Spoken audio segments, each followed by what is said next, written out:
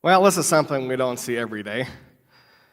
The story of Jesus and this image of him grabbing a whip and chasing other people around, turning over tables.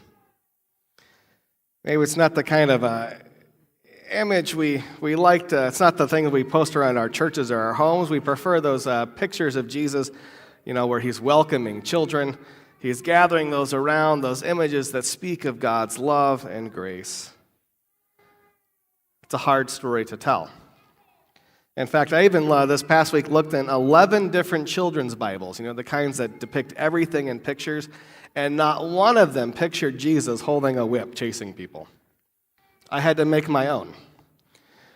I'll submit this to the publishers, but I just don't know if this is the kind of story that they want to include in a children's Bible. After all, it's maybe when we're talking to kids, it's one of those stories that's just a little easier to skip than to try to explain. After all, Jesus seems a little out of control, a little wild, and dare I say even angry, which I have to say makes me a little uneasy. I would rather skip the story too if I had the choice, but sometimes in life we don't get to skip those things, those messes that are in front of us, and sometimes it's better just to take them head on. Now, it may come as no surprise to us that our lives are at times messy, that our lives are messed up, full of things that don't belong, full of things that are broken. And in this reading coming in the middle of Lent, we might get the idea that what Jesus is coming to do is to whip us into shape, maybe somewhat literally. And it kind of sounds reasonable, doesn't it? That there's a certain terror on the look on their faces, as if giving the impression that Jesus is here to come after us and to chase out all of those things in our lives that aren't quite right. And maybe we do deduct a certain amount of anger from Jesus from this story, at least as it's told in Matthew, Mark, and Luke, as Jesus quotes the prophet Jeremiah about turning God's house into a den of robbers. It's a pretty serious charge, and something that is certainly worth getting angry over. But I also want to suggest that there might be something else bigger at play here. Now, don't get me wrong, I'm not trying to whitewash over corruption or a critique of what happens when organized religion takes advantage of the vulnerable. I'm not trying to skip over verses that deal with Jesus being angry just because they make me uneasy. In fact, there are kind of lots of Bible verses that speak about a kind of righteous anger, about how we deal with corruption, about how we have to be on guard to protect the vulnerable, and words of Jesus that point to these same warnings. But I also don't want to get stuck on that detail if it distracts us from the heart of what is happening in this story, because I can find it rather easy to pick out Bible verses that prove that God and I are both mad at all the same things. But so that we can get to the deeper heart of the story, I think at first it's helpful to point out that this is one of those few stories that appears in all four Gospels. And anytime you get the same story of Jesus in all four Gospels, it's worth paying attention to, and it's also worth paying attention to how they tell the story differently. Because whenever they see the same thing, there's always these little minute differences and points that they're trying to lift up. And so first off, Matthew, Mark, and Luke place this story at the end of the gospel. This was one of those last things that Jesus does before he's arrested. If you want to look for a reason why someone might want to arrest Jesus, you can point to this story and say, well, he's making people mad. He's challenging the system that's in place, and those who are profiting from this can be angry and advocate for his arrest. Because they certainly don't want others joining in this little mini rebellion that he might be starting. But in John's gospel, we get this story in the second chapter. We get this story at the very beginning of Jesus' ministry. There haven't been any miracles. There's no masses of crowds following him, supporters who might come to his defense.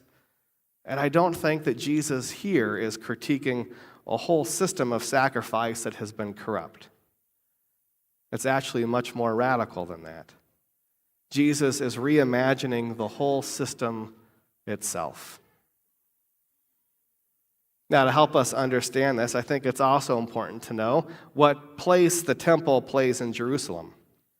That what made this city and this building so important is that this is the house of God. This is the one place in all the world that if you were to go to, you know you should be able to have an encounter with God. God is there behind this curtain that only the high priest was allowed to see.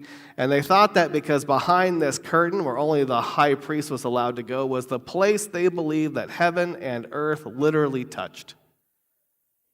And because that, God was present.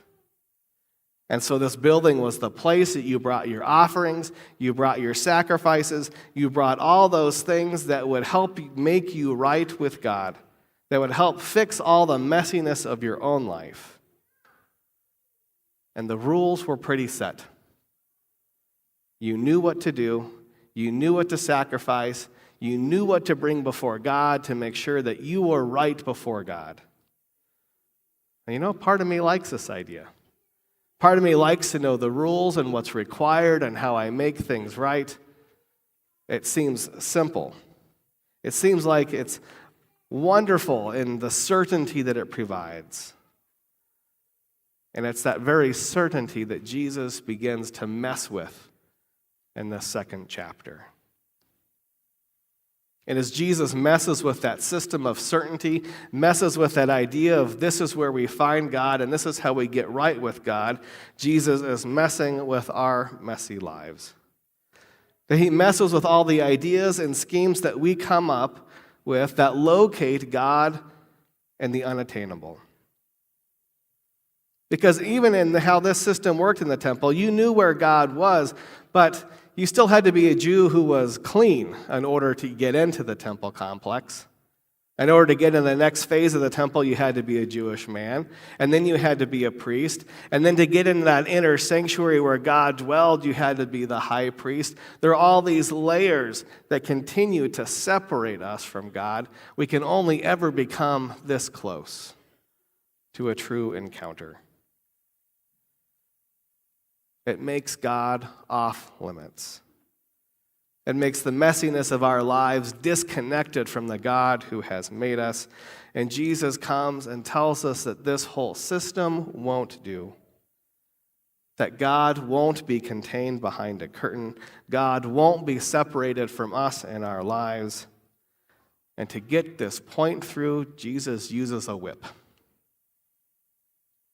It's a pretty kind of dramatic scene.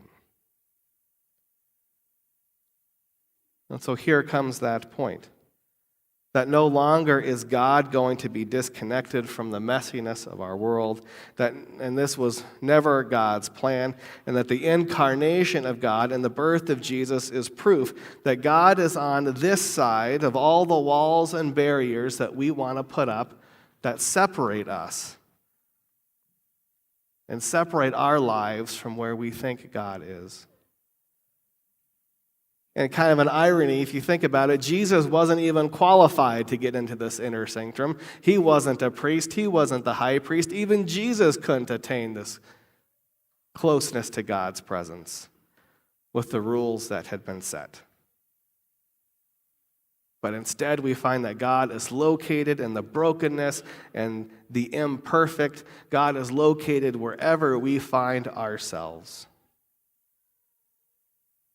Which is why I love how John begins this story, begins this gospel, that before we get these miracles, before we get Jesus' first healing, before we hear of him feeding 5,000 or walking on water, we first get Jesus overturning the tables, chasing out the animals, and then proclaiming that in him we find the temple.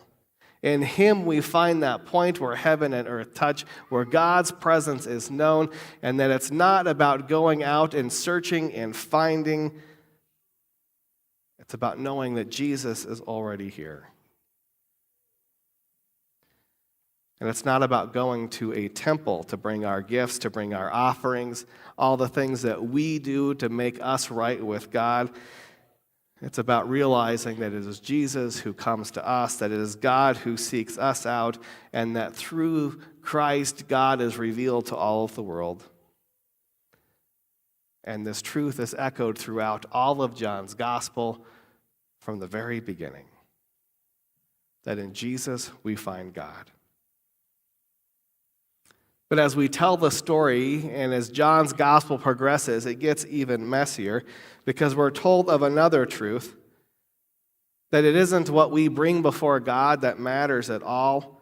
It's not our good works or our offerings nor our sacrifice that earns God's love and forgiveness. Instead, it is this gift that is given, and we find the promise of this gift in his body and blood. God who makes an offering of God's own self and bread and wine, the very presence of God that enters our messiness, that enters our messy bodies in food and drink. We find Jesus in us when we share in this holy meal. So where are you looking for God? Sometimes I think we're always looking for God in those places that we can never attain, always outside of our reach. And the truth is that God is right here in front of us, and bread and wine. God becomes right in with us and walks with us daily in all of the mess of our world and all of the places that we think we are unworthy or unable to attain God and God's presence. It is there that we get these words of grace that tell us that no, Jesus is that place. So that's not just the tables of the money changers that are turned over. It is indeed the whole world that is turned upside down as we learn to see God right before us, as we see God within us, as we see that God is indeed accessible because it is God who comes to us in the birth of this Christ child, comes to us in his death and resurrection, and continues to come to us today in this holy meal. Where is God? Right here with us and wherever we go. Amen.